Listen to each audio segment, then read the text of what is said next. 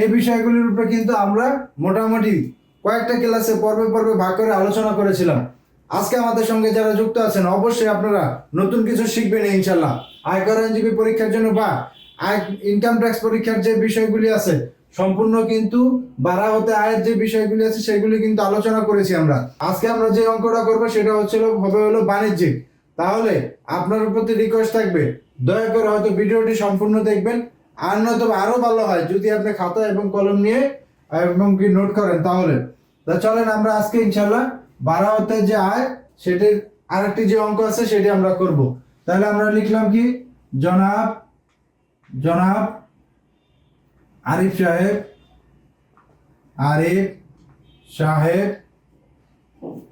বনানীর, এটা আপনি যে কোনো নাম দেন, ধানমন্ডি, বনানী, গুলশান, ঠিক আছে, ঢাকার মধ্যে বা চট্টগ্রামের মধ্যে যেখানে আপনার ইচ্ছা। জনাব আরিফ সাহেব বনানী এলাকায় দুইটি বাণিজ্যিক ফ্ল্যাটের মালিক। বাণিজ্যিক বিষয়টা লিখতে হবে, আর যদি না লিখি তাহলে কিন্তু সেটা বাণিজ্যিক হবে না। বাণিজ্যিক ফ্ল্যাটের মালিক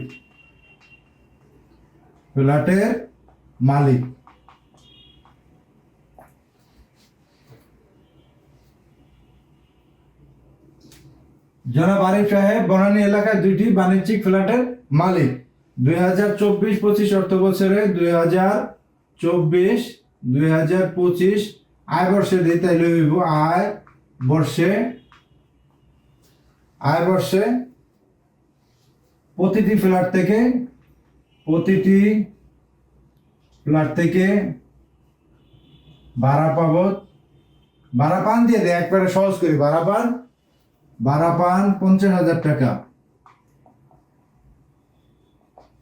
50,000 টাকা যদি 50,000 টাকা দেখতে যদি কারো সমস্যা হয়, আবার সুন্দর করে লিখলাম 50,000 টাকা।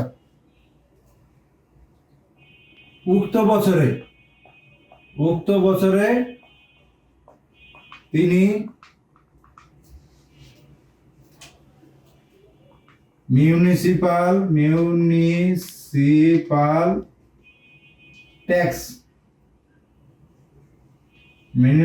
ট্যাক্স বাবদ 12,000 টাকা এবং ভূমি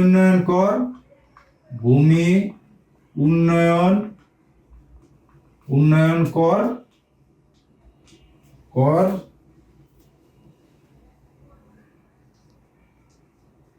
দিয়েছেন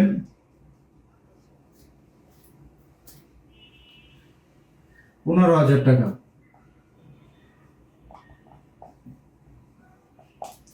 এই হচ্ছে আমাদের অঙ্কের যে মূল উদ্দীপক, সেই উদ্দীপক বা অঙ্কে যেটা আপনারা করতে বলবে সেটা এখন আমরা লিখি নাই। তাহলে আমাদের মোট একজন মানুষ যদি এখন আসলো, মনে করেন আপনার ক্লায়েন্টে আসলো বা আপনি নিজে ক্লায়েন্ট, তাহলে আপনার কি হলো, আপনার বনানীতে বা ধানমন্ডি নিউ মার্কেটে যে কোনো একটা এলাকায়, গুলশান এলাকায় আপনার কি আছে, দুইটি বাণিজ্যিক ফ্লোর আছে বা বাণিজ্যিক ফ্ল্যাট আছে। সেই বাণিজ্যিক ফ্ল্যাটে আপনি কি করলেন, আপনার এছাড়া আর কোনো অন্য কোথাও কোনো ধরনের আয় নাই, এটা আমরা ধরে নেব। যদি ইনকাম না থাকে তাহলে ইনকাম না থাকলে আমার এখানে দেখতে হবে কি, ইনকাম ইয়ার 2024 এবং 2025 এই আয় বর্ষে আপনার দুইটি ফ্ল্যাট থেকে আয় হয়েছিল 50,000 টাকা করে। তাহলে প্রত্যেকটি ফ্ল্যাটে, প্রতি ফ্ল্যাট বলতে প্রত্যেকটি ফ্ল্যাটে, তাহলে আপনার ফ্ল্যাট আছে কয়টি, দুইটি, ভাড়া পাইছেন কত করে, 50,000 টাকা। তাহলে এই যে প্রত্যেক ফ্ল্যাটে 50,000 টাকা করে ভাড়া পেলেন, এখান থেকে আপনি মিউনিসিপাল ট্যাক্স পরিশোধ করছেন 12,000 টাকা এবং ভূমি উন্নয়ন কর দিয়েছেন 15,000 টাকা। এরপরও কিন্তু আপনাকে সরকারকে কি দিতে হবে, রিটার্ন দাখিল করতে হবে। সেই রিটার্ন যখন দাখিল করবেন তখন পদীয় কর সরকারকে কয় টাকা দিবেন, আপনার যে করযোগ্য আয়, সেই করযোগ্য আয় যদি আপনি জানেন তাহলে কিন্তু আপনার পদীয় কর যেটি আছে, আপনি সরকারকে যেটি ট্যাক্স দিবেন সেটা কিন্তু আপনি বের করতে পারবেন। এটা আপনার ক্ষেত্রে প্রযোজ্য, আপনার ক্লায়েন্টের ক্ষেত্রে প্রযোজ্য, বা আপনার জানা থাকলে আপনার আত্মীয় স্বজন যদি কেউ এরকম হয় যে ওনার মাত্র বাণিজ্যিক বিষয় আছে, অন্য কোনো কিছু ওনার নেই, তাহলে এই সিস্টেমে এটা পরিগণনা করা হবে।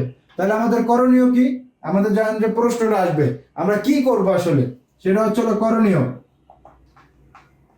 এক নম্বরটা হচ্ছিল একবারে এই প্রশ্নটা হচ্ছিল একবারে দেওয়া আছে, জনাব আরিফ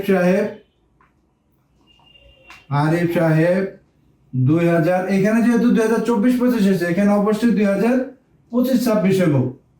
এখন 25-26 কেন হবে? সেটা হচ্ছে প্রতি আয় বর্ষের পরের বছরে হচ্ছে আমাদের কি কর বর্ষ। জনাব আরিফ সাহেব 2025-26 কর বর্ষের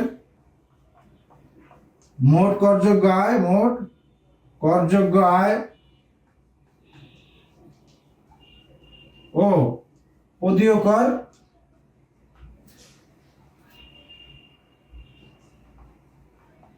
নির্ণয় করো। এই হচ্ছে আমার প্রশ্ন। এটাই আমাদের পরীক্ষার প্রশ্নতে থাকবে, বা আপনাদের পরীক্ষাতে যদি বাণিজ্যিক আসে তাহলে হয়তো বা সংখ্যা চেঞ্জ করতে পারে বা বিভিন্ন ধরনের কিছু চেঞ্জ করে দিতে পারে। তাহলে সেই ক্ষেত্রে ধরেন এই অঙ্কের এই এতটুকুই প্রশ্ন, সেটা কি আছে এখন আমাদের এখানে দেখতে হবে। আমাদের এখান থেকে বিয়োজন যাবে কোনগুলি, বাদ যাবে কোনগুলি, সেটি আমরা কি পড়েছিলাম। যদি বাণিজ্যিক হয় বা যদি আবাসিক হয় তাহলে কি বাদ যাবে? যদি আবাসিক হয় তার যে ভাড়া পেয়েছেন মোট ভাড়ার, সে যদি বাণিজ্যিক হয় তাহলে 30% মেরামত বাবদ খরচ তিনি পাবেন। আর হচ্ছে যদি বাণিজ্যিক হলে 30%, আবাসিক যদি হয় তাহলে 25%। গত যে পর্বে ছিল, গত পর্বে আমরা পড়েছিলাম সেটা হচ্ছিল 25%। কেননা গত ক্লাসে আমার ছিল হলো 8টি ফ্ল্যাট, 7টি ফ্ল্যাটে তিনি বসবাস করতেন মিসেস হানি, তাহলে সেই জন্য তিনি ওইভাবেই মেরামত বাবদের জন্য পাইছিলেন হচ্ছিল 25% করে। তো এই হচ্ছে আমার আজকে যে পরিগণনা অঙ্ক আছে সেটি। তাহলে আমরা চলেন অঙ্কটি শুরু করি। আজকে একটু গত ক্লাসেরটি যদি ভাড়া হতে 1 ধরি, আজকেরটি তাহলে আমরা 2 ধরলাম। তাহলে 2 যদি ধরি তাহলে আমি এখানে কি লিখবো? 2 নং প্রশ্নের উত্তর। আমি এই জিনিসটা মুছে দিই, আপনারা অবশ্যই তুলতে পারছেন আশা করি। তাহলে আমার এটা মনে থাকবে বা আপনাদেরও মনে থাকবে। আপনাদের এখানে 2025-26 অর্থ বছরের কর নির্ণয় করতে বলছে, আর হচ্ছে মোট করযোগ্য আয় এবং মোট কর নির্ণয় করতে বলছে। তাহলে আমার 2 নং প্রশ্নের উত্তর, 2 নং প্রশ্নের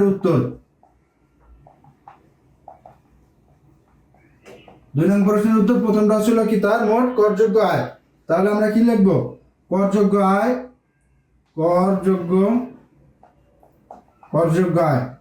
তাহলে এনার যদি করযোগ্য আয় হয় তাহলে সেটা কি হবে? মোট বার্ষিক ভাড়া। এটা কিন্তু বার্ষিক ভাড়া হইব। তার কিন্তু এই যে 2টি ফ্ল্যাট, এটা কিন্তু কোনো মাস খালি ছিল না। 12 মাসে ভাড়া পেয়েছেন, কোনো মাসে তার 2টি ফ্ল্যাটের কোনোটি খালি ছিল না। যদি খালি থাকতো তাহলে সেটা কিন্তু উল্লেখ করে দিত। যেহেতু খালি নাই তাহলে সেটা আমরা খালি ধরবো না, সেটা আমরা 12 মাসের এই হিসাব ধরবো। তাহলে তার হচ্ছিল মোট বার্ষিক ভাড়া।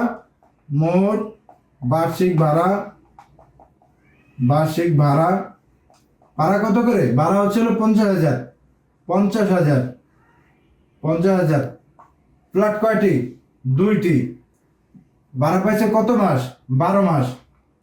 তাহলে আমার হইব কত? এটা আমরা এখন গুণ দিয়ে দেখি। দেখেন এখানে সহজে বুঝতে 50,000 গুণ হলো 2, 1 লাখ। তাই 1 লাখ টাকা হলো 1 মাসে 2টি ফ্ল্যাট থেকে। তাহলে হচ্ছিল 12 মাসে কত? 12 মাসে হচ্ছিল 12 লাখ টাকা। তাহলে এই হচ্ছিল আমার 12 লাখ টাকা। এটি কি পেয়েছেন? এটা হচ্ছিল উনি মোট ভাড়া হতে যে আয় আছে, সে মোট ভাড়া হতে আয়ের সে 12 লাখ টাকা তিনি পাইছেন। এখান থেকে কিন্তু তার নিট লাভ না বা নিট ভাড়া না, এটা হচ্ছিল তার মোট ভাড়া। এখান থেকে তার আরো যে খরচগুলি আছে সেগুলি আমরা বিয়োজন করব। তাহলে হচ্ছিল যেহেতু এটা বাণিজ্যিক যদি হয় তাহলে আমরা 30% কি পাবো? বাণিজ্যিক হলে আমরা 30% ডিসকাউন্ট পাবো, বলতে ছাড় পাবো। মেরামত বাবদ হিসেবে এই 30% গৃহ সম্পত্তির ব্যবহার, এই জন্য হচ্ছিল 30% ছাড় যাবে। তাহলে যদি 30% ছাড় যায় তাহলে মোট ভাড়া মূল্য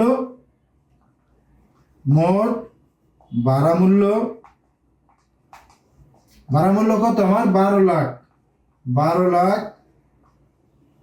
গুণ হচ্ছিল 30%, সমান এখানে দিয়ে দেই। তাহলে 12 লাখ টাকা 30% আসে কত? 12 লাখ টাকা। 1 2 3 4 5 গুণ হচ্ছিল 30 বলতে আসে হলো 3,60,000 টাকা। 3,60,000। এই জিনিসটা বুঝি না, এরকম কি কেউ আছেন?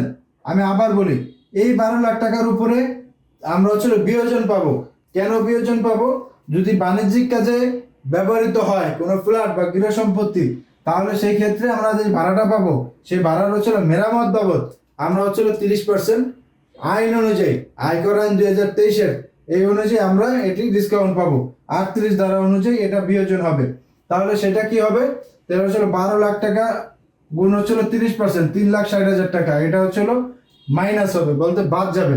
এর পরবর্তীতে আপনি দেখেন আরো যেগুলি বাদ দিচ্ছে, তিনি আর কি দিচ্ছেন, আর দুটি জিনিস দিচ্ছেন। একটা হচ্ছিল ফ্ল্যাট হচ্ছিল 50,000 টাকা করে মিউনিসিপাল ট্যাক্স। তাহলে আমার এখানে লিখতে হবে হচ্ছে municipal tax, municipal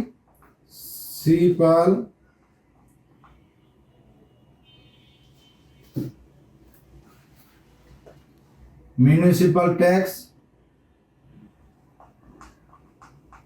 municipal tax দিচ্ছেন কত? মিউনিসিপাল ট্যাক্স দিচ্ছেন হচ্ছিল তিনি ট্যাক্স দিচ্ছেন 12,000 টাকা। তাহলে হচ্ছিল 12,000 টাকা, 12,000। আর হচ্ছিল তিনি কি দিচ্ছেন? ভূমি উন্নয়ন কর, ভূমি উন্নয়ন কর। আশা করি আপনাদের যদি বুঝতে সমস্যা হয় তাহলে অবশ্যই কমেন্টে জানাবেন। তাহলে ভূমি উন্নয়ন কর কত? 15,000 টাকা। তাহলে আমার মোট হইলো কত? মোট আমার হচ্ছিল এই তিনটি হচ্ছিল আমার যোগ হবে। এই ধরনের লাইন এখানে স্পেস ছোট, এই জন্য আমি এইভাবে লিখতেছি। এই লাইন ধরেন উপরের লাইন, এই লাইনের লগে কোনো আমাদের নেই, এটা আমাদের লাগবে, পরবর্তীতে লাগবে। তাহলে আমার এই তিনটা যোগ হবে 3,60,000, আর হচ্ছিল 12,000, আর হচ্ছিল 15,000। তাহলে আমার 3,60,000, 12,000, 15,000 আছে হলো 3,87,000। তাহলে আমি এই তিনটারে যোগ করবো, তিনটারে যোগ করলে আসে কত? 3,60,000, 70, 80, 87। তাহলে আমার হচ্ছিল 3,87,000, 3,87,000 টাকা।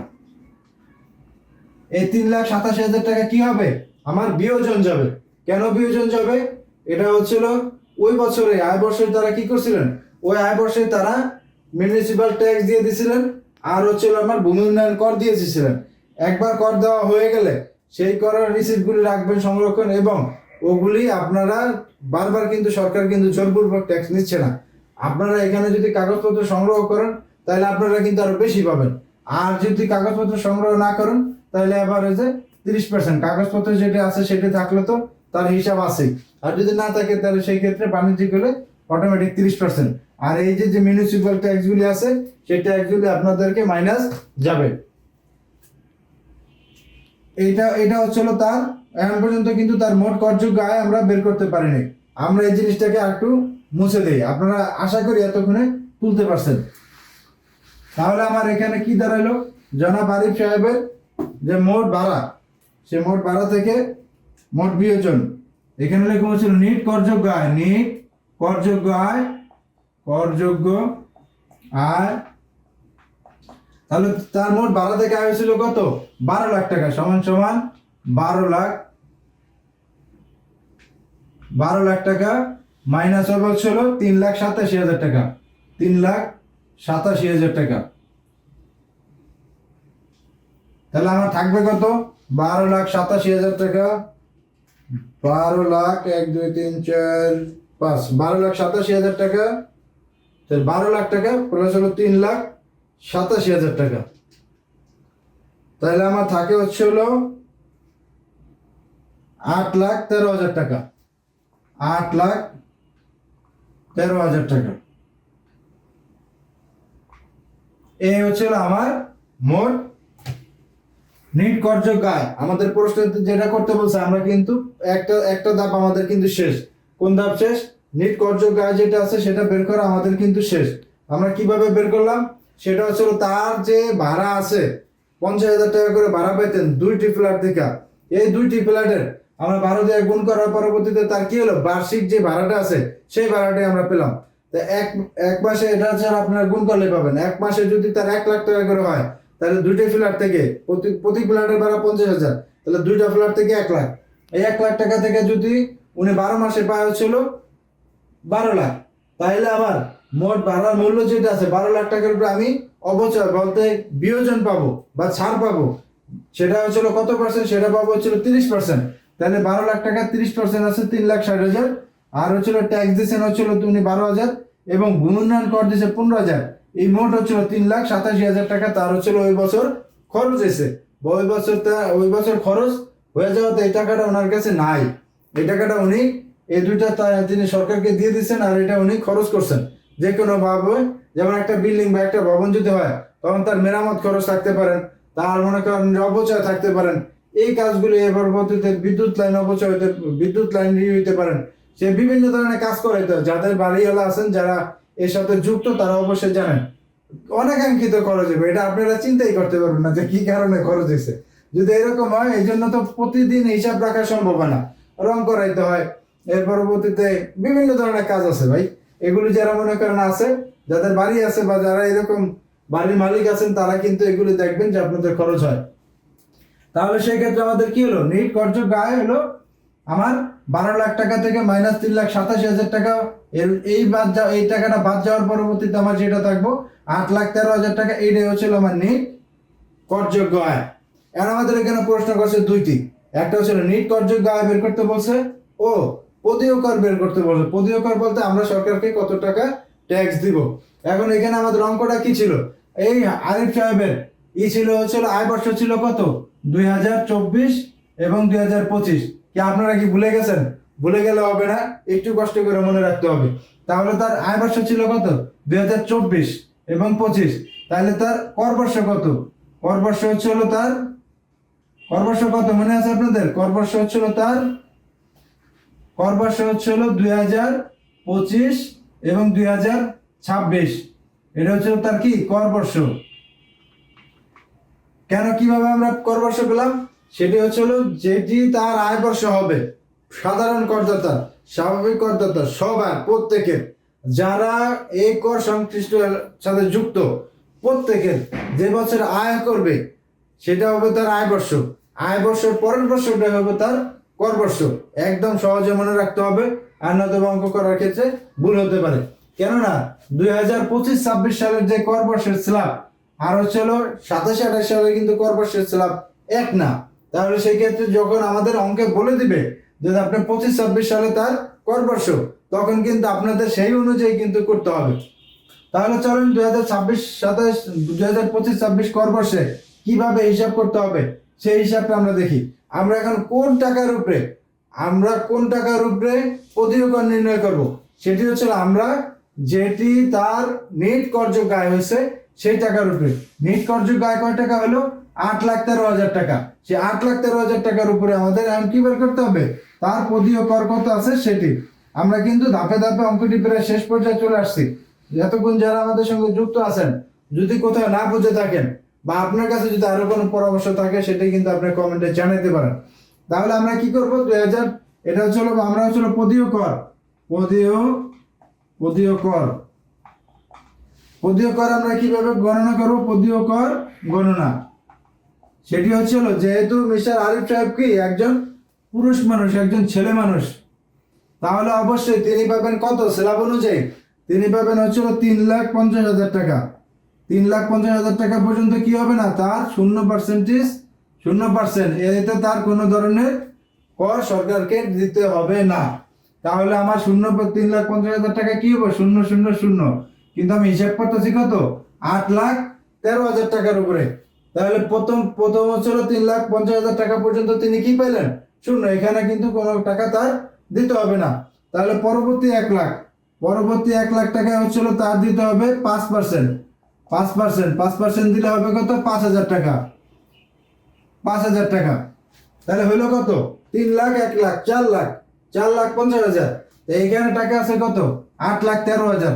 তাহলে আমাদের পরবর্তী স্ল্যাবটি আসছিল কত, আমরা যখন পড়েছিলাম বা আমরা যখন মুখস্থ করছিলাম, প্রথম 3,50,000 0%, পরে 1 লাখে হচ্ছিল 5%, পরে 4 লাখে পড়ছিলাম হলো 10%, এভাবে পড়ছিলাম না। এখন এখানে যদি আমি 4 লাখ টাকা দিই যে স্ল্যাব অনুযায়ী, তাহলে কি হবে আমার অঙ্কটা গণনায় ভুল হবে।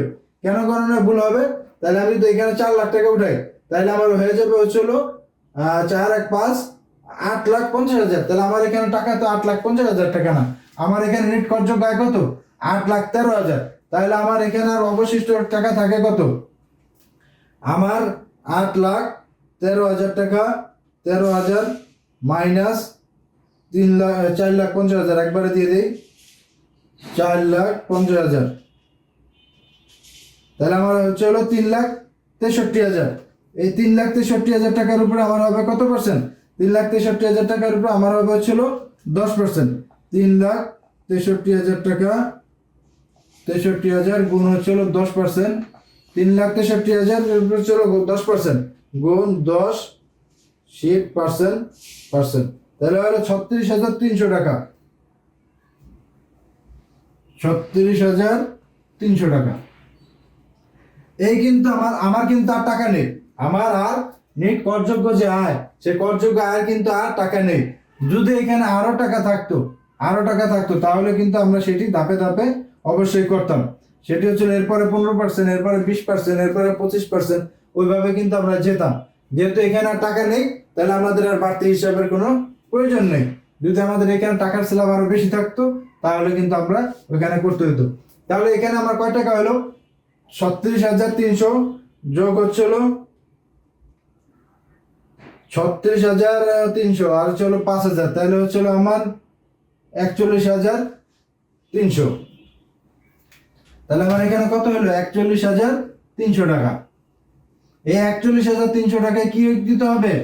জনাব আরিফ সাহেবের কর দিতে হবে। জনাব আরিফ সাহেবের কর দিতে হবে। এখন আমরা এটা লেখা দিব উত্তরের যেটা উত্তরটা হবে হচ্ছে এরকম ভাবে, উত্তর জনাব আরিফ সাহেবের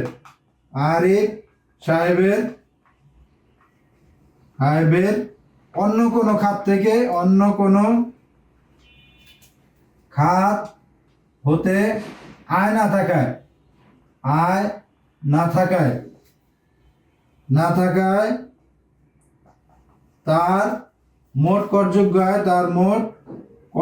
আয় হলো 8,13,000 টাকা। 8,13,000 টাকা এবং পদীয় কর 41,300 টাকা। 300 টাকা। এই হচ্ছে হলো এই অঙ্কের শেষ। এতক্ষণ ভিডিওটি দেখার জন্য আপনাকে অসংখ্য ধন্যবাদ, আমাদের সঙ্গে যুক্ত থাকার জন্য। পরবর্তীতে দেখা হবে নতুন কোনো ভিডিওতে বা নতুন কোনো বিষয়ে। ততক্ষণ পর্যন্ত ভালো থাকবেন, সঙ্গে থাকবেন। আসসালামু আলাইকুম।